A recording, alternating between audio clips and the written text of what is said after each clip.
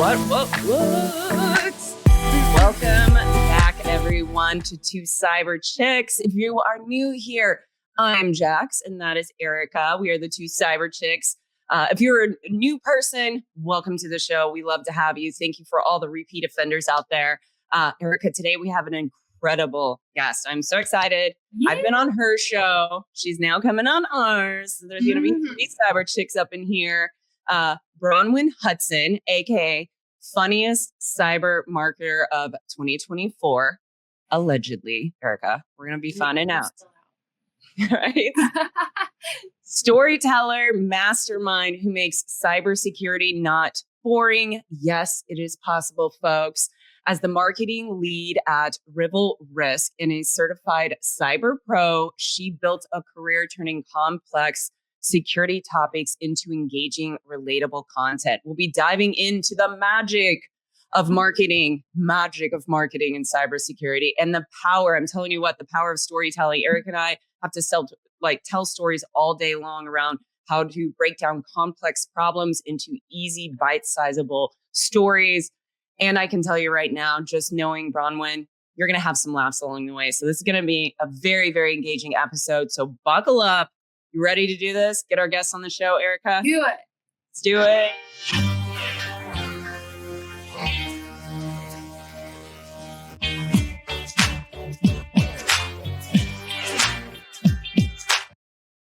What's up, girl? Finally. There we go. What's happening? Magic. When you come in, it's like just magic. I was so sad I didn't get to see you in Colorado for the Wild West Hacking Fest during that time. It looked so good. And then you went skiing right after, right? I know. And you were at the Roller Derby World Championship, viewing it, maybe one day participating in it. I mean, here's hoping. Yeah, roller derby is an amazing community as well as cyber. So I feel very fortunate to be in both of those communities. And you play roller derby. You actually taking it down. Absolutely do. Oh, well, and I also have to call out, like, you've got this sweet harp in the background. Yeah. Man. Look at that paint on the wall, too. Yeah. Like, thank you. I'm digging this. The vibes. All the vibes. I can tell you're a lot of fun. Come on. Yeah. I do love to have fun. Yeah. Guaranteed. The roller derby, music, poetry. I mean, you can tell you've got a very diverse, artsy, you got a lot of fun and spark to you. Mm-hmm. Then to cybersecurity. Let's just kick off the conversation there. What's the story behind the career journey? How did you find yourself in this space? Man, I love how you phrase that question, because I feel like the question of what was your unconventional journey into cybersecurity has now been digested a little bit. And it's like, everyone has an unconventional journey into cybersecurity. That's why we're all here. Mm-hmm. So yes, I'm totally in that, unconventional camp as well. So my background is primarily academic. I have a graduate degree in linguistics from Oxford. I thought I was going to study the phonetics of poetry and English language stuff for the rest of my life. And then I had a very intelligent PhD advisor who was like, if you are not sure, do not do a PhD. And I was like, I'm not going to do a PhD right now, and skedaddled and started doing freelance blog writing, just kind of make it happen for myself, and really built up a lot of cyber interest and knowledge through technical writing. So writing blogs and the white papers, it's such an opportunity if you're someone who has good research skills to just fold those right into continuing and making that part of your career. Good at researching, you can be good at writing if you have a grad school degree too. Plenty of people are good at writing out there. And then I sort of came up through the SaaS world a little bit. And actually funny that we started this conversation with roller derby, because in 2020, when everything shut down, I had just started roller skating. And I was like, well, with all this time, because I got laid off from my job, I'm going to go learn how to roller skate outside. But I have to have a way of documenting my own progress. So I started making videos. And then I taught myself all the back end of, Instagram and Facebook and that kind of stuff. So I came up through social media marketing because I had given myself those skills as well. And now I've tied them all together because marketing is so fun and I'm not scared of technical material. I think a lot of it is it's just a scary big topic. Cybersecurity is a big old word, but I'm not scared. So here I am trying to take technical stuff and make it fun and simple, or at least simple. Yeah. follow up on something you said about the PhD piece, because I think this is an important point to highlight. How have you seen your continued education, getting into master's and then possibly a PhD, which is a lot of research? How have you seen that kind of flow over into cybersecurity as far as the research side of things and having And that all skills? the time. Yeah, all the time, right? Like I think Yeah. being able to keep up with every topic in cyber is impossible, just like keeping up with every topic in any field would be impossible. But I think going to grad school maybe blunted some of that fear that you have in terms of like what it means to tackle a really big topic, or to know that you're not going to know everything all the time. And it's okay to still develop original thought, even based on an incomplete knowledge of something, and to just not be scared of continually learning. And I mean, you guys know this field is full of people who love to learn. They're not even a little bit scared of it. They love it. And that's a great aspect of this community for sure. Lean in. Like that's the key message. Yeah. Like Totally. there's no way. I never want to be the smartest person in the room. Shoot. I want to be surrounded by people that are like mega geniuses. Teach me all the things. I want to be a sponge. Give it to me. Give it to me. Yeah. Totally. Mm-hmm.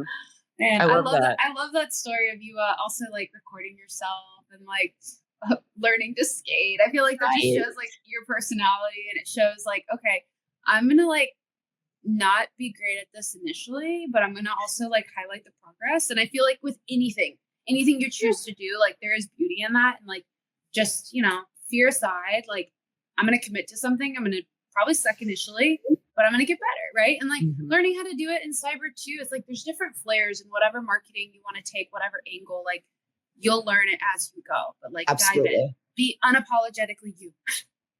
Heck yeah. Amen to all of that. Yep. Unapologetically you. I have that on my LinkedIn as many times as I can post it. It's so true. Speak that truth, girl. 100%. So you're very artsy, you're very creative. I feel like you're really good at balancing both sides of your brain, like that analytical, but also the creative side. I think that's what makes you kind of so unique and impactful in the space of cybersecurity, because it's not always a fun topic. Like cybersecurity, people like to sometimes really lean into the fear factor of it, but you've done it in such a way where you really leverage fun and creativity to really engage people. And I don't think it's really a super easy feat, maybe because I've been so analytical for so long. So what is your secret sauce? Can you share a little bit about how you've been able to take that technical topics and engage and make it relatable with like the broader audience? I mean, I think you have both done this as well, like 100%. This is totally, I think, something we all excel at, because I think, so two things come to mind. One is being unapologetically you, right? And like letting your personality carry a lot of the flair for the conversation. Because when you enter a new field, or you're a veteran in an old one, your personality doesn't change. You can use that as the vehicle for your storytelling, right? Like storytelling isn't just about, a beginning, a middle, and an end. It's about flair, and it's about detail. It's about analogy. It's about metaphor, like all those things that, actually saying that, I probably gained a lot from my graduate degree in those ways as well. Studying linguistics, like all those things take you really far, making things engaging. And then, but I think also in terms of like secret sauce, particularly in cybersecurity, and particularly in an AI content driven world right now, being simple and straightforward is like what I crave. So like when I'm rereading a blog that I've written or that someone else has written or whatever, and I'm like, how can we get to the point quicker and like sparkier, right? Like what is the actual key message here? Let's get away the fluff, the trim. I'm not got to like cut all that kind of stuff back. What is the actual meaning of what we're trying to say? And then from there, once you've got it, once you've summarized that thought, then you can put a little pizzazz on the ends, right? Then you can roll it into something new. But like having the core idea, keeping it simple and straightforward, I think works really well in this industry. Simplicity. Yeah. Do you think that like there's something behind like influencer marketing, right? Like I know that like we see that one in like the product space, right? But like this is kind of like services also, right? Like there's a lot of content that I see, like memes, right? Like I see a lot of variety, some videos, like, and I've seen more of that on like even LinkedIn, right? Like the shorts and the reels and whatever else. What are your thoughts on that? On like the the variety of like influencers, the type of content that we're seeing, like, because it's changed, right? Like I've even seen some of it and I'm no expert in any of that. Man, how much time do we have? That's one of those questions like, wow, I could go in 800 directions and go deep on all of those. What's on my mind right now, I think is, and this relates to a lot of like the communication about communication in cybersecurity, like sort of like meta topic of that. How do we do it? How do we make it efficient? How do we find our own strengths? And I would double tap on that last part that I just said, because some people are great at writing. Some people are great at speaking. Some people are good at improv. Some people are really good at memes. Like you have strengths, and being able to distill and really clue in on those is key. Obviously, like the more skill sets you have, the better. The more ways that you can communicate effectively, the better. But if you're not funny, that's okay. Sometimes I'm also not funny.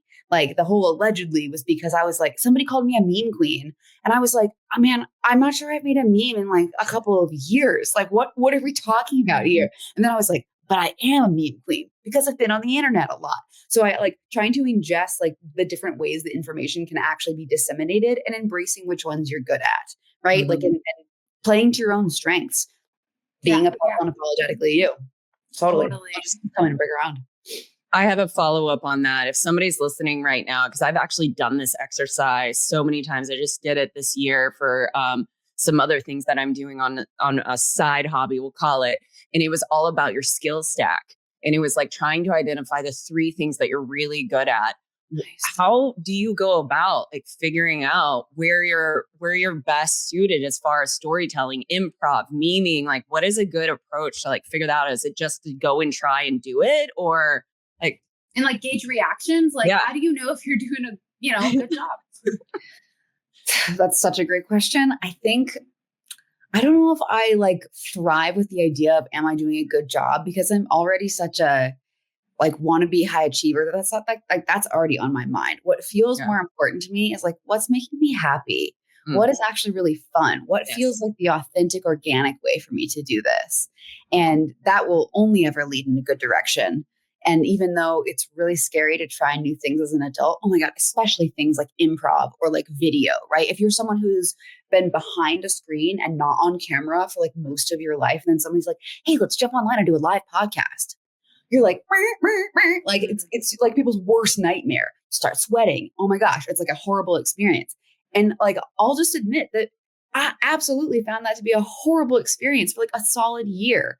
But because you're an adult and you have power and you can learn things and you can get more comfortable with things. And the movement from child to adult is like, yes, it's scary. Yes, I can still do it. Glennon Doyle, we can do hard things kind of vibes, right? You can do that with the content that you are also trying to produce as well. Definitely trying things and seeing the reactions is part of it. Like if you got so many impressions on LinkedIn from a video, sure, dive into your metrics, be concrete about it, be objective. But also, did you have a good time? Did you learn something? Like, okay, so there's more than just the number. I love the thrill though. Yeah, I love that. You probably are like, dang, so I true. only got like 3 likes on that. Totally. Yeah. But if it's fine, keep doing it. Yeah. Keep doing. Okay. 2 Cyber Chicks is all about demystifying cybersecurity. No tech jargon, just real talk. We also want to thank ThreatLocker for being our season 6 sponsor. Do zero-day exploits and supply chain attacks keep you up at night? Worry no more. You can harden your security with ThreatLocker. Worldwide, companies like JetBlue trust ThreatLocker to secure their data and keep their business operations flying high. ThreatLocker takes a deny-by-default approach to cybersecurity and provides a full audit of every action allowed or blocked for risk management and compliance. Onboarding and operation is fully supported by their US-based Cyber Heroes support team. Get a free 30-day trial and learn more about how ThreatLocker can help prevent ransomware and ensure compliance. Visit threatlocker.com. So similar kind of, vein here with like marketing and now taking it to like the organizational lens, right? Like not so much individual contributor, but like marketing and security teams. Sometimes like there's a little clash, right? Like I think about even like in my own experience when like marketing is asking, hey, we need more thought leadership or we need more content to push out, right? Sometimes there's like a clash. It doesn't feel as organic because they're asking rather than like, the content being generated and marketing doing their part. How do you bridge that gap? Like what's been your experience in just embracing some better communication and making the process feel a little bit more seamless? Yeah, love that. Love that. I think that's something that a lot of folks struggle with, like from both angles. Like the marketers struggle to ask good questions and get out the information and like take it out of people's brains. And the folks usually in like technical security teams really struggle with being able to like effectively get their own thoughts out. Like it's all up here with that Mhm. process of getting it out. So at the moment, I got to give a shout out. I hope it's okay on the podcast to my current company, Reveal Risk. I have an amazing, amazing team who have been incredibly supportive and respectful. And like my requests of like, hey, I want to do a piece about like GRC. Who wants to jump in on this? Who can I interview and then take the transcript and run with it? How can we like work together? People have been amazing, like willing to answer my questions, no matter how simple they may seem. Like they're okay with answering the simple ones up front. And then a particular shout out to my boss, Aaron Pritz. He's one of those guys who will sit on a plane when he's like, going to whatever. And instead of doing something like mind numbing, like watch Moana 2 for the fifth time, like I happen to have done recently, he'll post up and he'll just thought dump at me. So it's like it's a really excellent fit in terms of like his ability to kind of like thought dump content and then my ability to turn those into actionable sort of like a content engine and be able to produce pieces of content out of that. So partially finding a good team, I would say, is a big thing there. And then partially as a marketer specifically, being willing to, instead of like demanding content, ask the questions that you want the answers to for your people. Represent your audience and ask those questions of your team. Like not just the, hey, can you produce X? That's so boring. That'll stun anyone's creativity like right at the door. But if you were like, hey, I need your hot take on HIPAA 2025, like hit me. There's a way of being more engaging about asking for that kind of stuff. Specifics, right? Like Yeah. specifics. Like what are you hearing in the market, or what are you seeing a void in? And you're like, all right, we need to use this Totally. opportunity and fill it. Yep. Yep. Absolutely. Absolutely. How can we double God, tap? that's man, so many directions we can take this conversation. I'm gonna ask one follow-up and then dive into the next question I have. Because you seem very outgoing, very extroverted. Do you feel that people in marketing and in this space, like most people in cybersecurity, are very introverted? Do you think that it makes you more successful in marketing to be extroverted? Oof. So my disclaimer would be that I am absolutely a secret introvert, is what I've termed myself. So like, yeah, I turn on the pep to like 11 sometimes because yes, there is absolutely an advantage. I think especially as a woman, being able to be like extra charismatic and also intelligent, when you can turn both of those like skill sets up, you blast people out of the water. There's a particular power, yeah, Yeah. in being like unafraid of and unabashed of who you are. But Yeah. I'm absolutely that person who, after I'm like, Jax, like having you on the podcast, I think I was at Black Hat when I did like the live sessions too. Man, I was So tired. so wrecked. Yeah. I was so wrecked. Yeah. Like, and I needed genuinely a full 10 business days of very minimal communication with Yeah. people. Like, and I'm that person who like, does not make it to the company party after a long Yeah. day. I am in bed, lying down in the dark. So secret introverts unite. I know there's probably a lot of us who are like doing the Yep. marketing thing and in a slightly performative way. I mean, there's an aspect obviously that is deeply my personality too. But yes, because of their advantages, I definitely crank it up. And I want to be honest about that. Yeah. Yeah. Ambivert. We're all ambiverts here, but yeah, Mhm. Eric and I, total introverts. Oh Uh-huh. yeah. Love it. Love it. Okay. Pivot a little bit because we're going to get on to the spicy topic of AI. So AI is it's out there. It's touching all the sectors. Nobody's immune to AI, including marketing. And we're seeing it with all these different automation changes that are coming out right now and the way that we're consuming content. So how do you see the future of cybersecurity marketing evolving with AI and automation? Man, it's like it's genuinely on my mind every day right now, because it's like this is the biggest market change that has happened in my career for sure. And I've only been in the industry for about 5 years. So it's not really saying a lot, let's be real, but it's still like it's substantial. So two things. I think marketing has to develop in two different directions. One, embrace it, because if you don't, then you will not stand out. You will fall behind. So if you aren't doing things that respond to how fast other companies are generating content, then by volume, you will be outcompeted to some extent. Mhm. So yes, you have to use it. You have to do things as fast as other people are doing them. That aside, oh my God, I am so over it. Like, I think what really grinds my gears is the feeling of the lack of originality. Like, I think it is so much more interesting and fun to have conversations with people and try to get original thoughts out of their brains and out of my own brain Yeah. than just bouncing something and getting whatever it is, good or bad, and like getting material out of AI so fast. Yeah. So I mean, there's so many LinkedIn conversations happening right now. And I mean, Erica, you kind of just touched on this too. Like the landscape truly has changed, the digital landscape for ChatGPT it up, Yeah. but finding ways to stand out, I think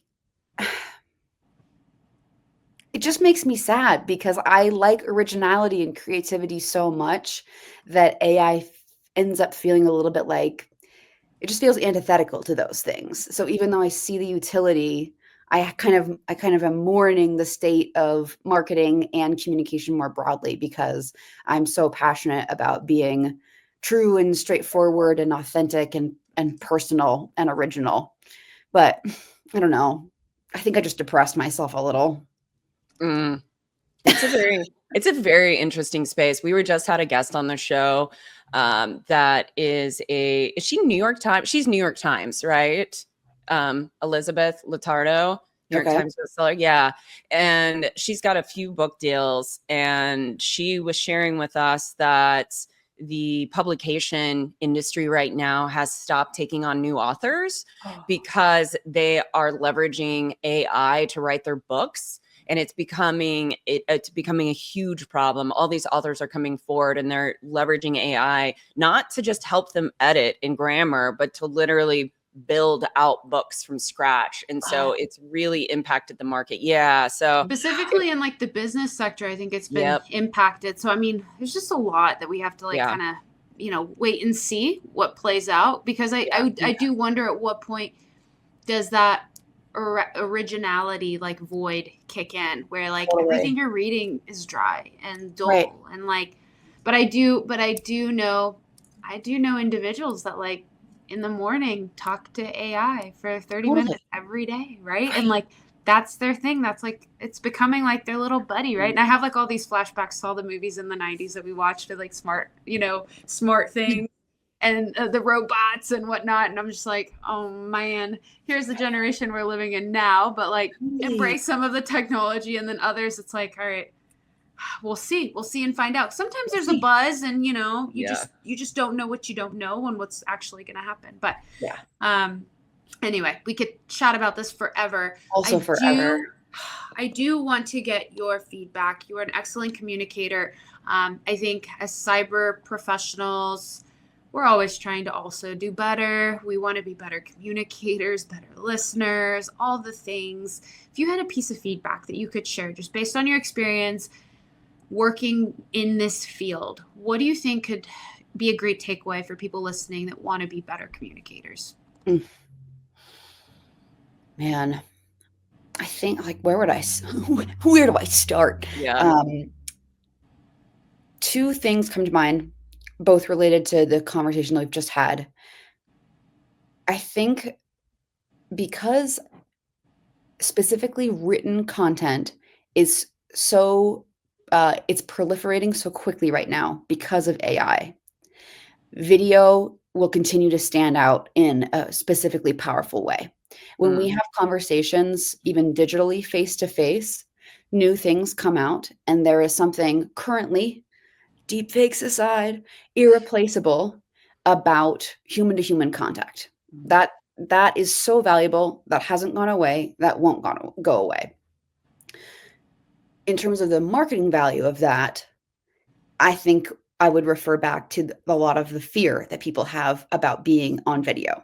for very good reasons, whether they're worried about deepfakes and don't want a lot of their content out there, whether they're worried about sweating manically because they weren't prepared for it, because they really don't like seeing their face on camera, or they don't like hearing their voice back, or I totally like, I hear all of it, but give video a chance would be my call to action. Give it a shot, and don't be afraid of messing up in video in the same way that you would have plenty of typos in your first draft of a blog.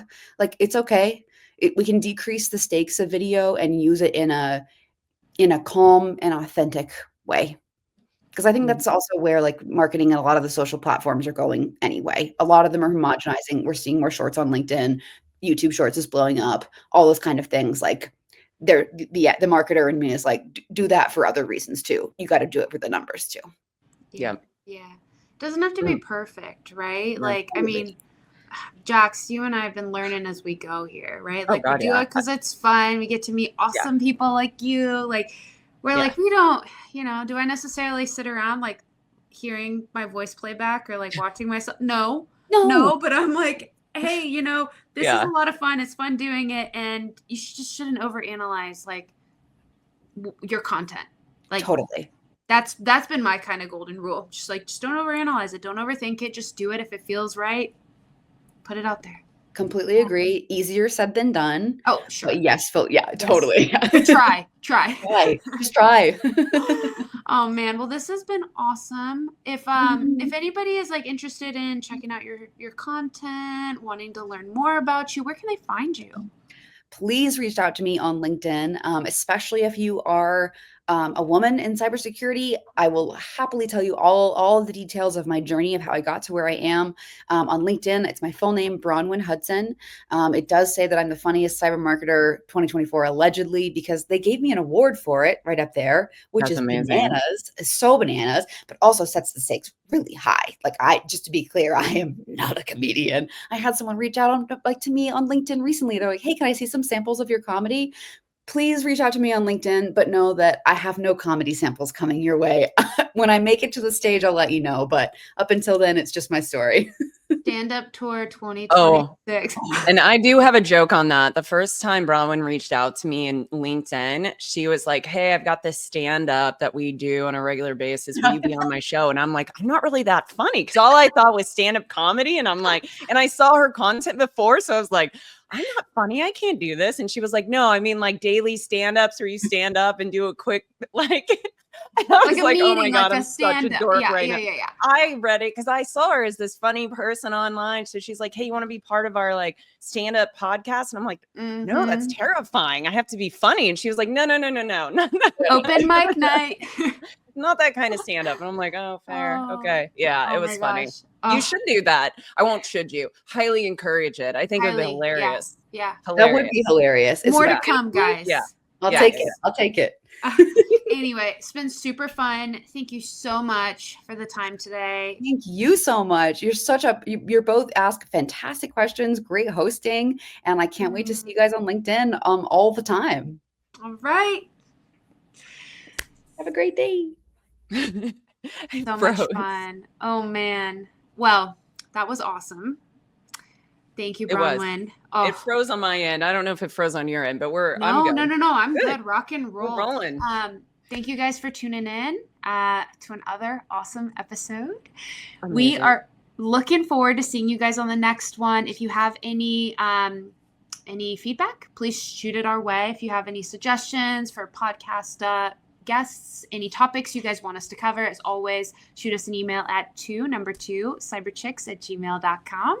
Like, subscribe, Simply Cyber Community. We love you. Thank you so much. And we will see you on the next one. Bye. Bye.